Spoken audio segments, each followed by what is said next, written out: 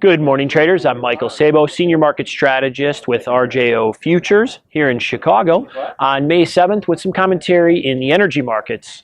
So let's get started here.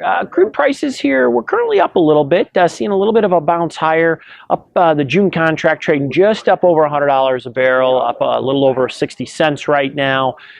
Taking a look at the Brent, basically that's up about 19 cents here, trading around 107.25, so a little firmer tone there. Nat gas bucking the trend, that's off about 2 to 3 cents. RBOB unchanged, and the heat's up about 50 ticks there. So generally a little bit of a quieter tone right now in the energy market. Now, we do have Janet Yellen speaking here today, so the market's kind of going to be focused on her as she talks about how things are moving along in the economy. We currently got the S&P off, so we've been kind of pulling back. We were a little firmer here earlier, and we've kind of turned and have taken a weaker tone. So we'll watch and see how that develops throughout the day as well. Could potentially have an impact, obviously, on crude, especially as she speaks about the economy looking forward, potential outlook. Traders could possibly key in off of that for the potential for demand. Crude prices being a little firmer right now. We did get the API out yesterday, American Petroleum Institute private estimate here, looking for a draw. We actually just got out the DOE numbers here this morning, and we are showing a draw in the crude stockpiles. We're down about 1.8 million, so relatively a small draw.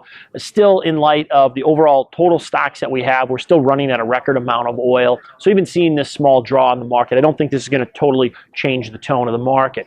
When you take a look at the charts, as I do, you can see it. As the market came down, we broke that 50-day moving average I spoke a lot about. The market has been kind of consolidating here a little bit. Yesterday was an inside day. For those of you that don't know how to take a look at an inside day or how to play off an inside day, give me a call, shoot me an email.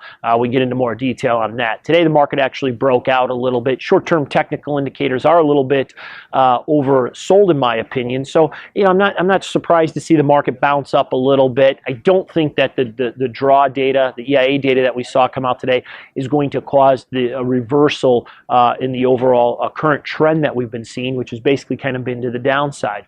We are trading below the 50-day moving average right now. And in my opinion, I think we're going to be heading down to the 200-day moving average, but not without a fight. Speaking of fighting, we're still seeing violence that is continuing in Russia and Ukraine, and so that weighs on the market a little bit. You see the fear premium, ebbs and flows. We see that, a lot basically in the oil market, not just because of that, but because of obviously other geopolitical events around the world. But nonetheless, ultimately, I don't think that's going to have a huge impact on oil or the price of it, and I don't think this small draw that we just saw in the stocks is going to continue to help prices push up here. Although with the technical picture, we could see a small bounce, but ultimately, my opinion is that I still think oil is going to head lower. So if you're interested in hearing about some strategies on how to take advantage of it, this could be a great time to possibly do that. Give me a call, shoot me an email, and we can get into more detail.